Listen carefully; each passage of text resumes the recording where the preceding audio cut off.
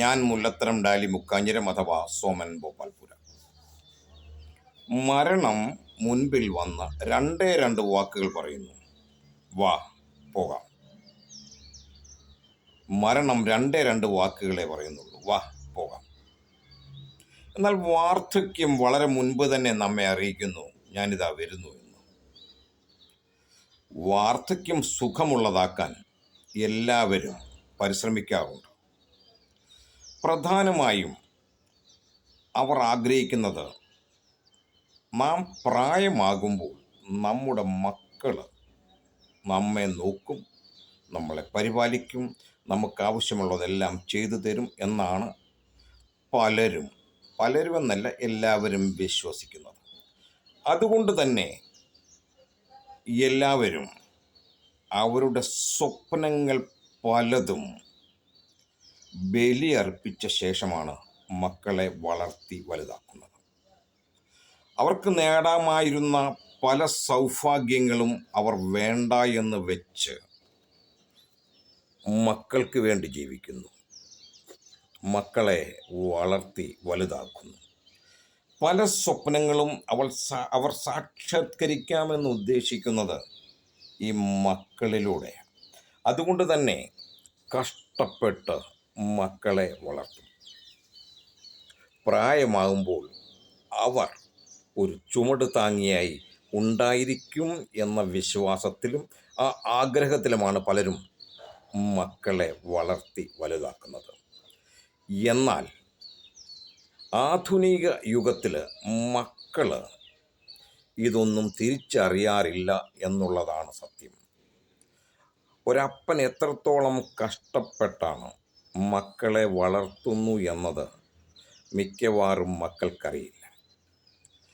ഒരു ആവറേജായിട്ടുള്ള ഒരു വ്യക്തി തൻ്റെ മകനെ വളരെ നല്ല നിലയിൽ മറ്റുള്ളവരുടെ ദൃഷ്ടിയിൽ പ്രകടിപ്പിച്ച് അവൻ കോളേജിലൊക്കെ പോകുമ്പോൾ ഒന്നാം തരം പേന അവന് മേടിച്ചു കൊടുക്കും, നല്ല മോട്ടോർ സൈക്കിൾ മേടിച്ചു കൊടുക്കും.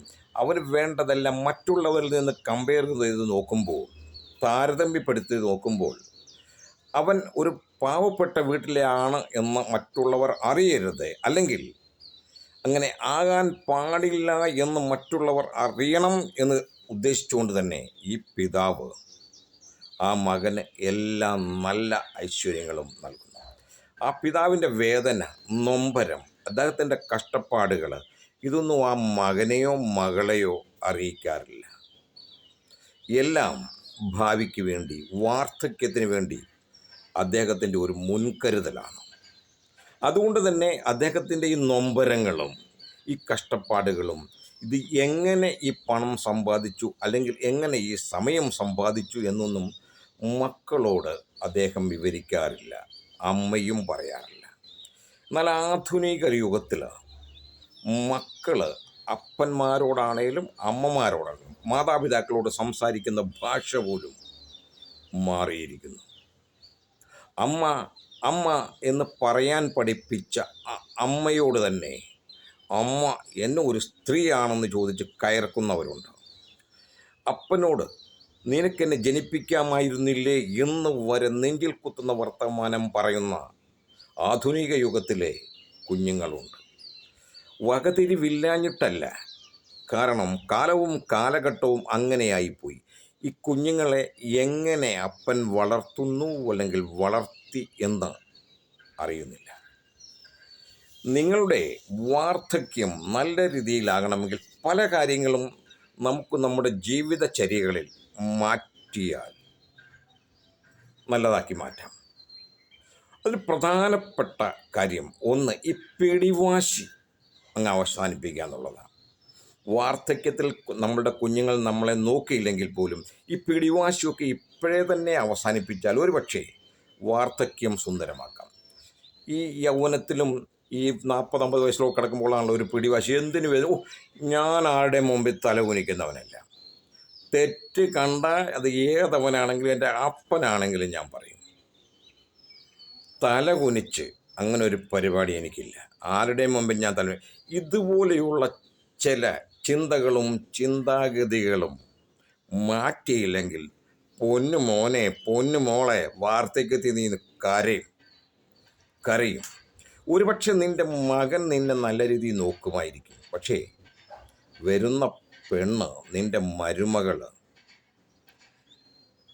അവക്ക് നിന്നോട് വേണ്ടത്ര രീതിയിൽ സ്നേഹവും വാത്സല്യവും കരുണയും ആദരവും തരാൻ സാധിച്ചു എന്നിരിക്കില്ല.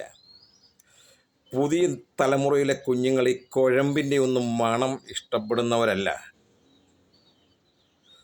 നീ വാർദ്ധക്യവും നിനക്ക് വാദമൊക്കെ വരും.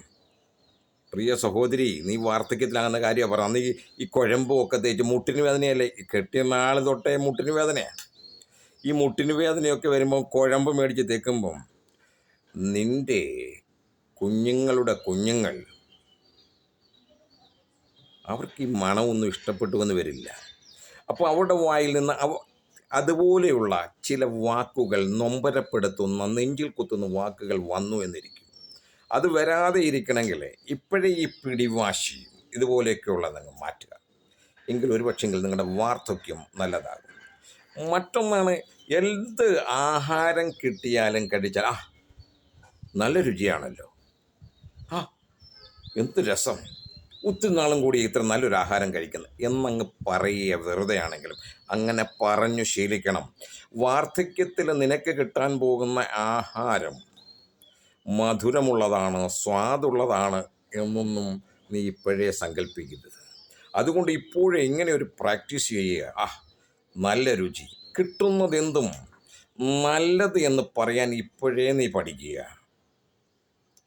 അല്ലെങ്കിൽ വാർദ്ധക്യത്തിൽ കരയേണ്ടി വരും. ഒരു പക്ഷെങ്കിൽ നമ്മുടെ ആഗ്രഹങ്ങൾക്കനുസരിച്ചായിരിക്കില്ല വാർദ്ധക്യത്തിൽ നമുക്ക് കിട്ടുന്ന ആഹാരം, ഇല്ലേ?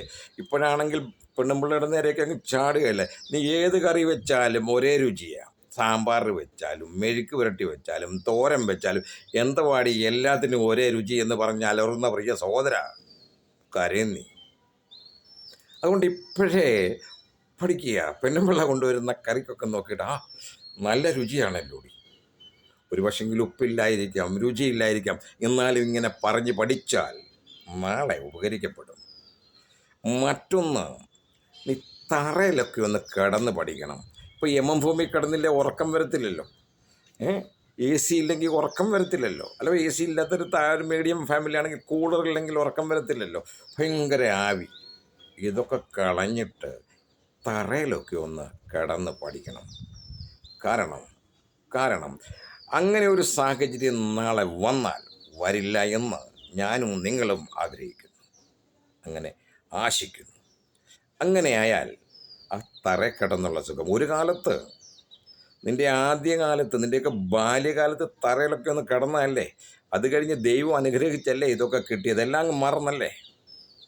അതുകൊണ്ട് വാർദ്ധക്യം സുന്ദരവും നല്ല സുഖവുമുള്ളതാക്കി മാറ്റുവാൻ ആദ്യം ആ കടുംപിടുത്തം, എന്തിനും ഏതിനും വാശിയും, എനിക്കിത് തന്നെ വേണം, ഈ കറി തന്നെ ഇല്ലെങ്കിൽ എനിക്ക് കഴിക്കാൻ ഒക്കത്തില്ല, അല്ലെങ്കിൽ എനിക്ക് ഇന്നടത്ത് പോകണം, ഇതുപോലെയൊക്കെയുള്ള വാശി, പിടിവാശി, അതൊക്കെ അങ്ങ് ഉപേക്ഷിക്കണം. തറയിലൊക്കെ കിടന്ന് പഠിക്കണം. ഇപ്പോഴേ പഠിക്കണം. ഈ പ്രായത്തിലൊക്കെ പഠിക്കണം.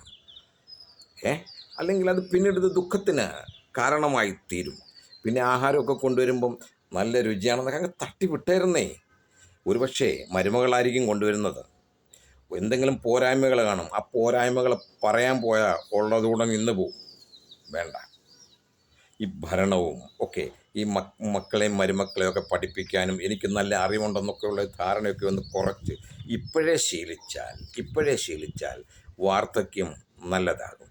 ഈ മോനും മരുമോളും പിള്ളേരും ഒക്കെ എവിടെയെങ്കിലും പോകാൻ, നമുക്ക് ലുലു മോളൊന്ന് കണ്ടിട്ട് വരാം, ഒന്ന് പോയിട്ട് വരാമെന്ന് പറഞ്ഞിറങ്ങുമ്പോൾ ഒരു ഫോർമാലിറ്റിയൊക്കെ ആയിരിക്കും മകൻ ചോദിക്കുന്നത്.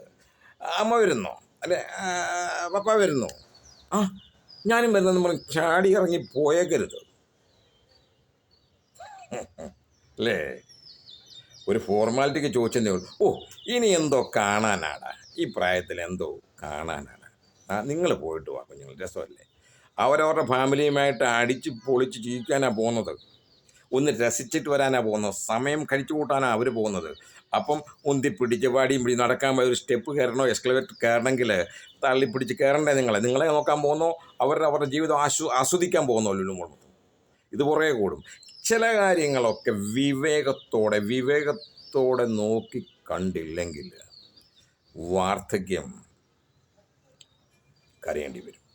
വാർദ്ധക്യം സുഗമമാക്കാൻ ഇപ്പോഴേ തയ്യാറെടുക്കുന്നത് നല്ലതാണ്. അപ്പം എൻ്റെ മോനോട് ഒരു ചോദ്യത്തിൽ ഞാൻ പറഞ്ഞപ്പം ഇങ്ങനെ ഒരു വീഡിയോ ഉണ്ടാക്കാൻ പോകുമെന്ന് പറഞ്ഞപ്പോൾ അവൻ പറയുക അവർക്ക് പെൻഷൻ കിട്ടുന്നവരാണെങ്കിലോ എന്ത്. ഇതിൻ്റെ ഉത്തരം എൻ്റെ കാണികൾ പറയട്ടെ, എൻ്റെ വീഡിയോ കാണുന്നവർ പറയട്ടെ. പക്ഷേ ഒന്നോർക്കുക, വാർദ്ധക്യം അടുത്തു വരുന്നു. നിങ്ങളുടെ ജീവിത രീതികളും ജീവിതചര്യകളും ഒന്ന് മാറ്റേണ്ടിയിരിക്കുന്നു. ഇത് ഞാൻ 40 വയസ്സിന് മേലിലുള്ളവർക്ക് വേണ്ടി പറയുന്നതാണ് ഈ വീഡിയോ. കണ്ടിട്ട് അഭിപ്രായങ്ങൾ എഴുതുക. ഞാൻ മുല്ലത്തരം ഡാലി മുക്കാഞ്ഞിരം അഥവാ സോമൻ, ഭോപ്പാൽപുര, ഉദയ്പൂർ, രാജസ്ഥാൻ.